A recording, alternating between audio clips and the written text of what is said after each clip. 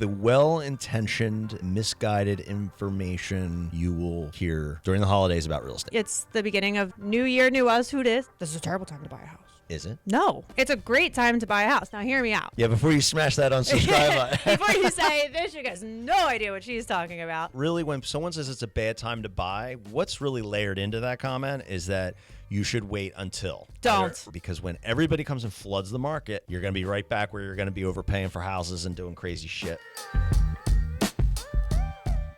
Hi, Jen. Hi, Seth. Happy holidays. We need to settle something. Yeah, we do. Video. Anyone who's watching this on YouTube.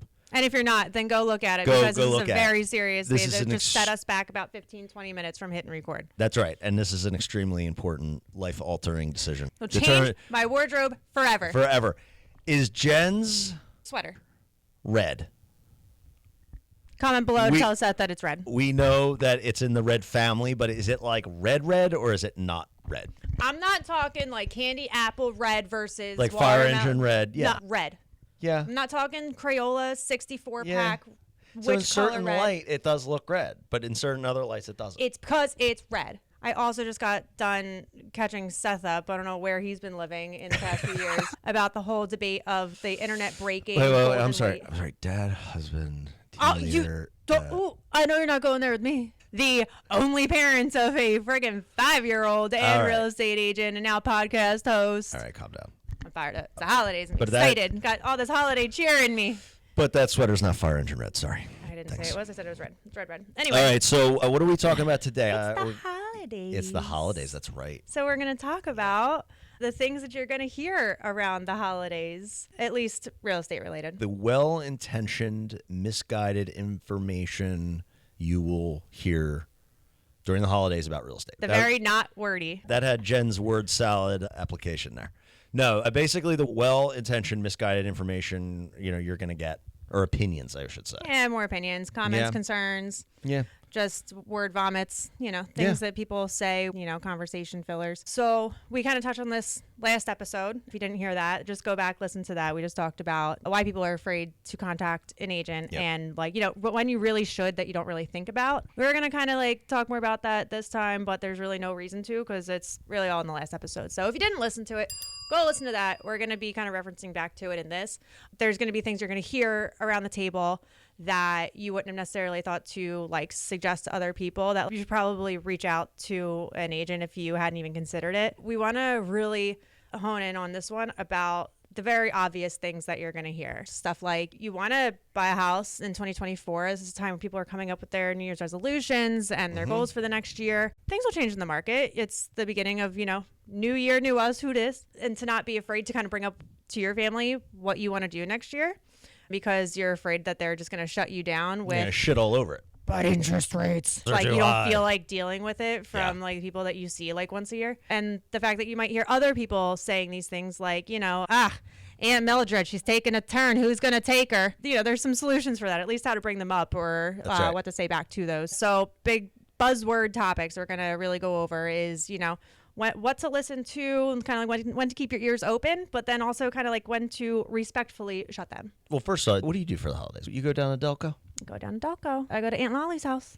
Aunt Molly's house? Aunt Lolly's house. I got Aunt Lolly and Uncle Pop. That's what Jackson calls them, Lolly and Pop. Go down there. She manages to put out amazing holidays. Cooks her ass off for weeks.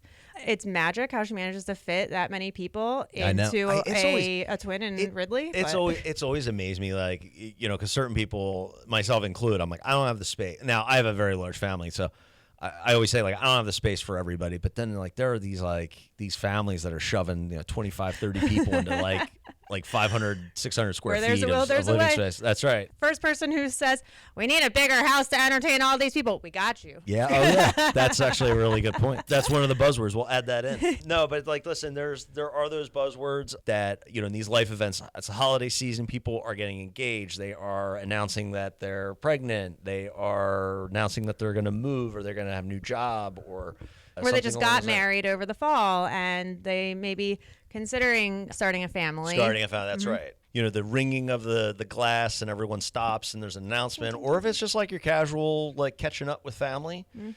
I'm lucky. I communicate with my family pretty often. So there's very rarely a piece of breaking news at these holiday events, but a lot of families, and I don't know how yours is, it's once every 365 days you guys are all in the same room type deal. So if that's the case, that there's a lot of personalities to be in one room too a lot of times. Yeah. So we said that there's like different buckets of people. There's the just like the kind of more like the fearful one and the uncertain one, and then there's the overly confident one. Yeah. You might get like Uncle Barry, who is like overly confident, thinking he knows absolutely everything about the economy and what's going on and what's going to happen, and as the end all be all of advice. But we get to tee you up to be able to go toe to toe with Uncle Barry. Combat that. Okay, so let's talk about that for a second. What's the well-intentioned, misguided advice? This is a terrible time to buy a house. Is it? No. It's honestly brilliant. It's a great time to buy a house. Now, hear me out. Yeah, before you smash that unsubscribe button. Before you say, this chick has no idea what she's talking about. So, okay, our interest rates right at this moment, high. Yeah. Am I going to be the person to tell you, oh, well, like at least back in the 80s, when they bought their house, the interest rates were like 17%. At least it's not that. No. House prices are also not like $80,000. So what happened in like 2021 when interest rates were lower, I'm kind of talking from like the 2s and 3s, but even around like 4s and 5s, the competition was just so insane. Like if you know anybody that bought a house within the past, like, let's not really say this year, I'd probably say more like 2021, 2022. They have war stories about like it was a multi-offered year. We were seeing like 30 offers on one house, and it just drove the price up. Like they would list it at one price, and they would sell for like upwards of even like $100,000 over list, and it would just be like with like appraisal contingencies waived, like they pay the difference, like all this crazy insane stuff happening. Yep. Because it was cheaper to borrow money. But there was just so much more competition, so many more people out there that you had to kind of bring that to be able to get a house. So right now, rates are high. I don't know about you. Yes, I do. I know about me. I have a lot of buyers that are sitting on the sidelines right now. So people are like, hey, you have any buyers right now? Like, yeah, I do, but they're kind of taking the back seat. I don't necessarily think they should, but Yep. They are choosing to. That's their choice. So the thing is, a lot of people, like, they want to buy, but they're taking the back seat thinking it's a bad time to buy because interest rates are so high. And cool, I hear you. But guess what? As soon as interest rates do go down, everybody that's on the bench is going to get back out there. And it's going to be a madhouse again. And like every market has its challenges and has its things to overcome. And we adapt and we move with it. And that's totally fine. But like right now, like there is not as much competition. There are not as many buyers out there. Plus, inventory's still pretty dang low. If you find the house that you like, commit to the house. They say like, marry the house, date the rate. So it's not just a kitschy saying. It's literally like, if you can afford to just be in a little bit of pain for just like a little bit of time, get the house now, because let's look at history, shall we? There is nothing that shows that like houses are going to depreciate and are going to go down in value. They only appreciate. That's why owning a house makes so much sense financially. I'm gonna cry. And you know why? Are you so proud? Yeah, because after 18 months of pounding this into the team's minds, you're absolutely right. Yeah. You're absolutely right. It confused me that people aren't thinking this way. And like I've said this to a few people, and they're just like, oh yeah, I guess you're right. It's like, wow, yeah, it's like I do this for a living. But it's like, afford to be in a little bit of pain for a little bit of time. Interest rates have proven to they will go down. They always fluctuate and they will always change, but house prices are always going to go up. If you're waiting for house prices to go down, I hate to break it to you. It's not really going to happen in the way that you think. It's only going to get escalated up and get just competitively much higher. And on top of it, you're still going to have an interest rate, but just on a more expensive house. Whereas, get the house now. Pay for it at the price that it's at right now, because it's going to be more even a year from now. And then refinance it when everybody else is like in a bloodbath of trying to get a house. Yeah. And all you have to do is, hi, my favorite lender. I would just like to refinance it so I can have a lower payment now. Thanks. And by the way, refinancing, a lot of people associate costs with that. Most lenders now, they're offering like a 5-year window where you just can refinance for like a couple $100. If anyone out there is not familiar with the refinance, it usually can be, you got to repay like a lot of the closing costs. It can be like $5-6 grand plus. A lot of lenders are just saying, no, we'll just ours has a 5-year commitment window of if rates go down. That's right. Yeah, you can refi without any like penalty or having to repay. Whether like title has a different like fees or whatever, but they don't have to repay any of like the lending fees. Yeah, Like, I'll add on to this to kind of arm you for these conversations is that Jen is absolutely right. Prices, other than the Great Recession, the thing that people don't realize about the Great Recession is that the reason that occurred was because of housing and loans. And that is not going to happen again. If the housing market does correct and there's some massive economic thing that happens in this country, it's not going to be because of housing. Housing has actually been the shelter where a lot of people have built equity and built wealth in this country. So, not to mention, because of what happened in the Great Recessions, it being like bad loans, and they would just give a loan to anybody with a heartbeat and a bank account and like a pen. Didn't even need a pen, to be honest. Sign with bullet. That was weird. Cut that out, or don't. I don't even think that was audible. What you Perfect. It probably shouldn't have been. Anyway, so you guys have a Great Recession because of bad loans. If you know anybody who has bought a house in the past, honestly, like since then, to be honest, it doesn't even have to be the past 5 years, even the past like 10 years. Oh, they'll tell you that the lending process and the amount of documents that they need to present and the amount of things that underwriting needs to double, triple, quadruple check like a million times. Like it's kind of annoying, but it is what prevents us from going another back crash. to what we had. So I think a lot of people assume, especially those middle-aged towards like the 60-year-old, which is really Gen X, which is really Gen X. 60s? What's that? The 60s in their 60s? Yeah, so a cutoff for boomers was 63. So it's about 60. Boomers 63 and older, right? No. Yeah, so 60. I wouldn't call 60, it Gen X. I'd call 60, them boomers. It's the boomer mindset. 60s is Gen X. I have nothing but sympathy for you people because you got absolutely walloped by the Great Recession. And I get that now you're having kids and your kids are starting to think about buying houses and you want to be, scared for them. You want to be scared for them and you want to try to protect them. But there is absolutely zero statistical data, economic data, whatever you want to call it, that predicts that there will be another Great Recession in housing like we saw in 2008.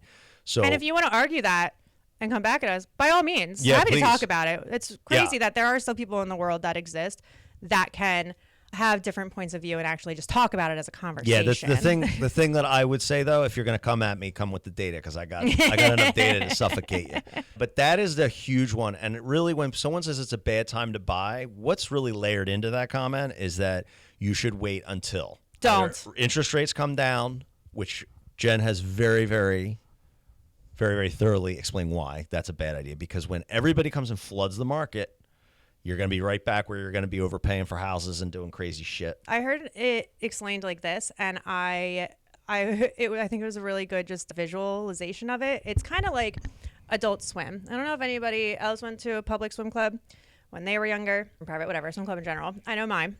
They had Adult Swim. It was 1 hour of the day. I think it was like 1 o'clock in the afternoon. It was always Adult Swim. All the kids had to get out of the pool, and it was only the adults that were allowed So in. the chaos was gone. And then, it would be like 1:59. Kids are just like, the whole pool was lined with the kids ready to jump right on it as soon as that whistle blows. The whistle blows and everybody just jumps right in. It's pure chaos. And that is exactly what is going to end up happening when the rates go down. That's right. It's Adult Swim's over and now everybody's jumping in. Yeah. The other thing that I would say that's layered into that comment is the expectation that prices are going to come down. And we just got done talking about how that's just not really going I had somebody happen. buy their house last year and we just closed on it. They bought it last year and they got a profit off of it. And not a small one. Yeah. But I think it went up. I think they ended up walking with, I think it was like a gross difference of probably about like 40,000. Yeah. Yeah. And in 1 year. In 1 year. Now keep in mind, if you sell your house after only 1 year, you do have to pay capital gains on that. We'll get into that another time. We'll get into another one, but just as a little word of the wise. So, like I said, you're going to get some misguided but well-intentioned advice because it's not coming from a place of arrogance or overconfidence. It's really protectionism, and that's to be admired. But again, there is very little statistical data to show that there's going to be some kind of reversion. And guess what, guys? If prices go down, you're going to have probably something else in the economy that is going to be happening, like massive job loss. You're going to have other things to worry about. There's always something. There's always something. But Jen's point is very well taken. And as somebody who helps a lot of buyers in this market, there are houses that would have had 35, 40 offers a year and a half ago, and maybe there's 3 or 4. And like it's with inspections. With inspections. And like so it's not even necessarily right now, like as far as like right now being time to buy. Yeah. Like price aside, just being able to like get things that are going to work in your favor. Like, once things get more competitive, that is when you do have to get creative with the like waiving inspections and finding ways around that, or having just like protect yourself other ways. And like I said, when that time comes, because I'm sure it will, like we're ready and prepared for that. But if you're talking about right now being a bad time to buy, I would argue to say it is better. You may be able to get an inspection now where you might not in the middle of next year. Yep. Or by the spring market or whatever. Yeah. Another aspect of these conversations that I have observed is, should you move or should you like put an addition on? And very rarely does the addition make sense.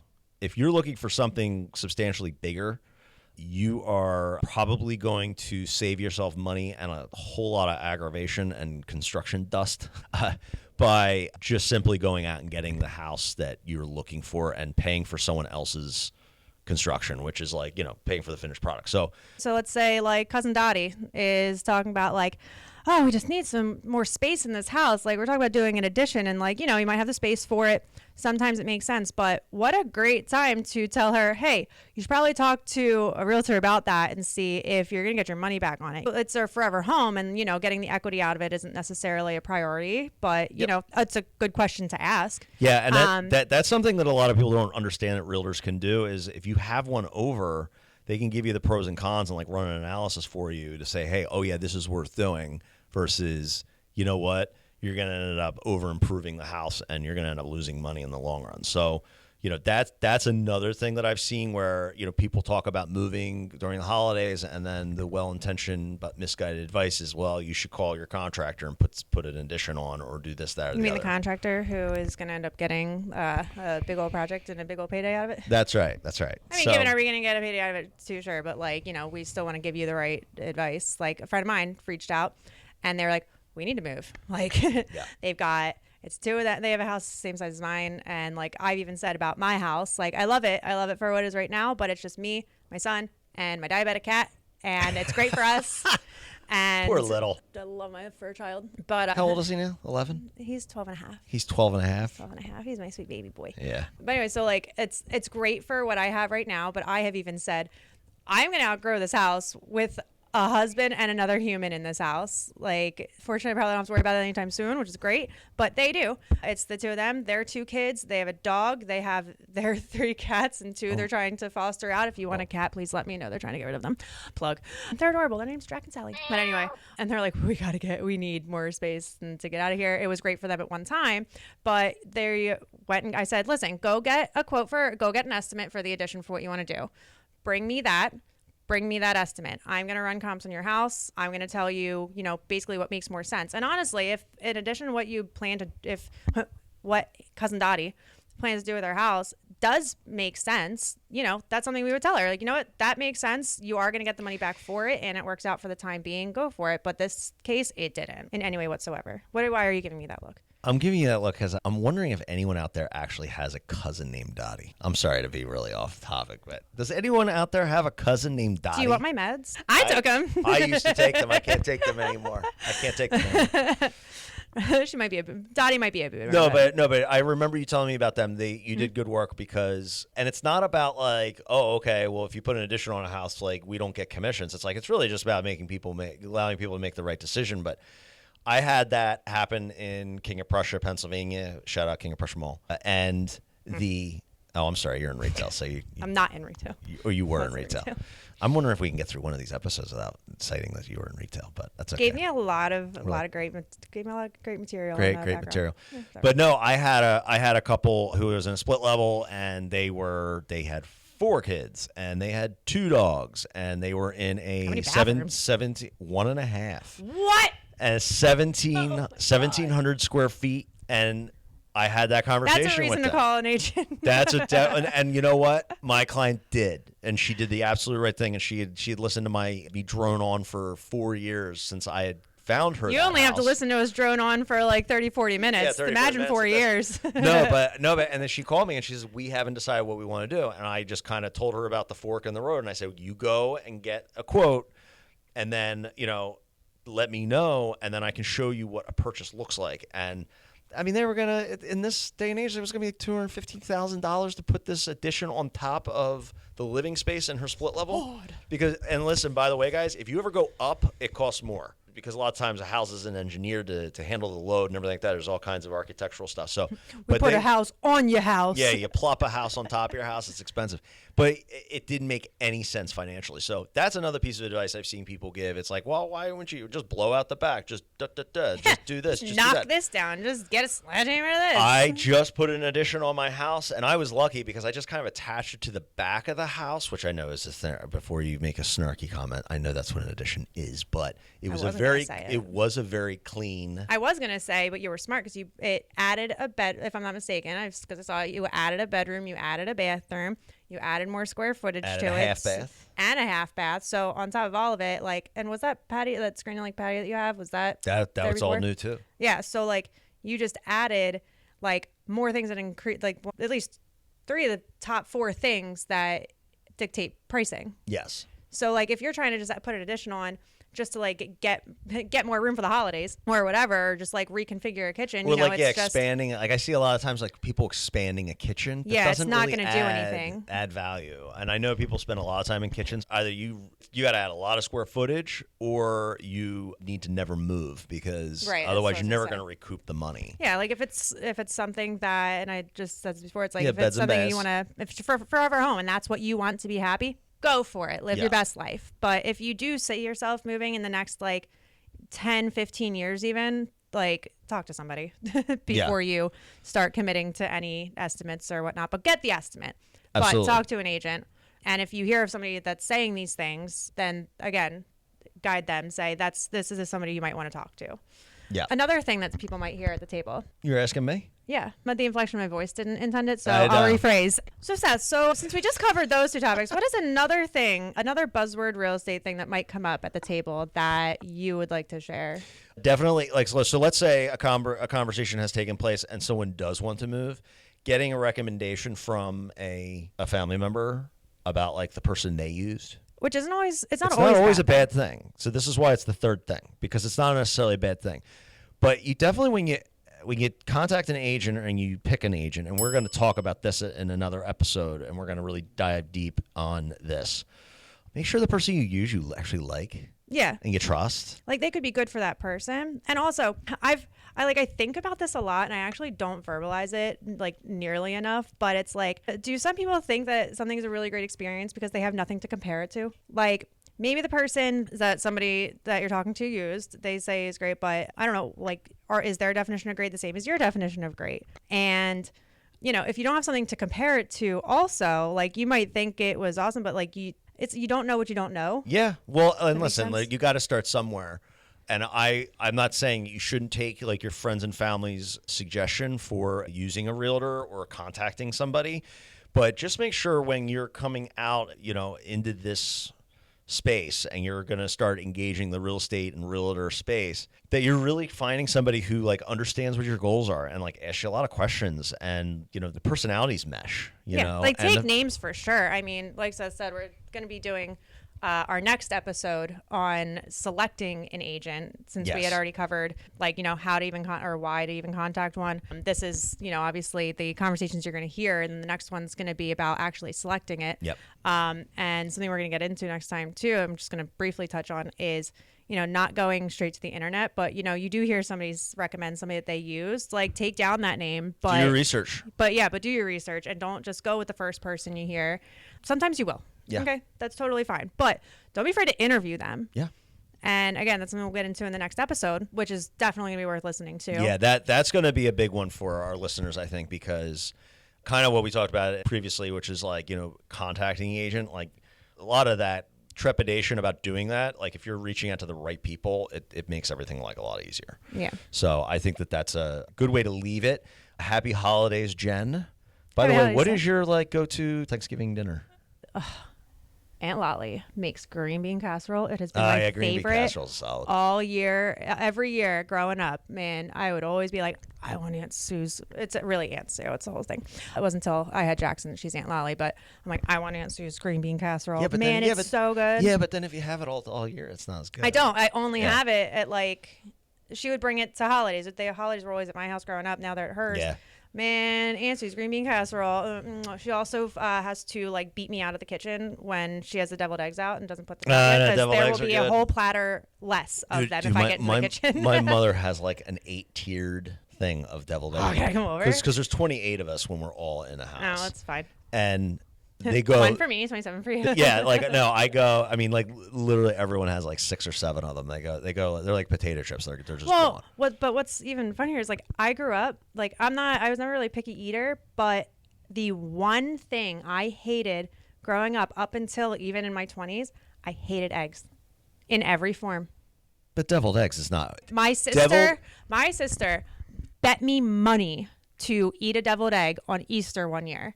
I put it in my mouth. I almost gagged and I'd go spit it in the trash. Like I didn't like eggs in any form. Yeah, now I will literally scarf down a million deviled eggs, hard-boiled eggs. Do you know? Oh, okay. So you're sitting here. I do not like dippy eggs.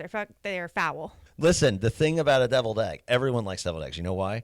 Because they are as far away from an egg. There's still an aspect of eggs I don't really love, but but the deviled egg is furthest away from an actual egg as you can possibly get. It is like the most Americanized version. Perfect, I love it. But anyway, what's your favorite holiday dish? Mine's stuffing. I mean, literally, just put me in front of a vat of stuffing. I'm good. I don't need. By the way, turkey. Nobody ever says turkey. You know why? Because it's gross. Nobody ever eats turkey outside of Thanksgiving. What do you eat at Christmas? We do bacon wrap filet. It's unbelievable. Oh my God. Bacon wrap filet. Okay, mainline. My Delco. We eat the Delco stuff. Isn't the birth of Christ worth the celebration with bacon wrap filet? Yeah, I'm sure. But down in Delco, wow. we eating ham. Yeah, ham's good, man. A spiral ham, again, put a spiral ham right in front of me. I'll eat that. Growing up, my neighbors though, they were Italian, yeah. like Italian, straight over from Italy. They always did the 7 fish dinner. Yeah, I loved living next door to that. My wife's from North Jersey, and 7 Fishes is all the rage up there. Yeah, when my dad went to Jersey, he ended up doing it. And I've heard mixed reviews just because it is a pain in the ass to do, but it is delicious. So that's the audience. So what's their go-to holiday dish? Yeah. What's your go-to holiday dish? And is Jen's sweater red or what? Okay. Happy holidays, everyone. Happy holidays. Get those menorahs up. Get that tree up. Catch you next time.